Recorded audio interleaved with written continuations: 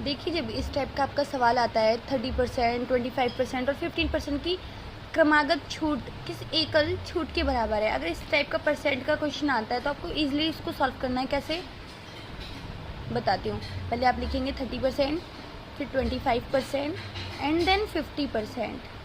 30% किसके बराबर होता है, किसके बराबर हो गई। हमको परसेंट कैसे निकालनी होती है, आई होप कि आपको आता होगा। 3/10 समझ गए। और 25 का क्या हो जाता है 1/4, ठीक। 15 का क्या हो जाता है 3 में, कितना हो जाएगा ये, और 20, ठीक है। तो ये इसका निकल के आ गया। अब इससे हमें क्या पता चला कि हमने क्या निकाला है कि कोई सामान 10 रुपये का था, उसको हमने कितने में बेचा 7 रुपये में, ठीक है, 3% की छूट देकर। कोई सामान 4 रुपये का था, 1 रुपये की छूट दी, हमने 3 रुपये में बेचा।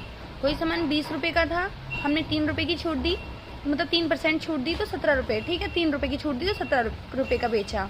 इस तरह से इस क्वेश्चन को समझ के चलना है। फिर क्या कर देना है, ये हो गया आपका। उसके बाद ये कितने का प्राइस है वो भी लिखेंगे इसके नीचे। इधर 4 है, इधर 10 है, ठीक है। अब इन तीनों की क्या कर देनी है, इजली मल्टीप्लाई करनी है। 17 51, 51 सत्ते आपका क्या हो जाएगा 357 हो जाएगा, ठीक है। इसको मल्टीप्लाई करेंगे, 20 चौक 80, 80 धाम 800, ठीक है। अभी क्या कर देना है, इन दोनों को आपस में माइनस करना है। तो क्या हो जाएगा आपका, जबकि मतलब इतने रुपए का सामान था लिखा हुआ प्राइस और इतने का बेचा है, ठीक है, इतने की छूट दी है, इतने रुपए की छूट दी है, तो 800 में से इतने रुपए की छूट दी है, तो कितना बचा सामान इतने का, ठीक है। अभी इसको इजली कितने निकाल देना है, इजली बहुत तरीके से आसान।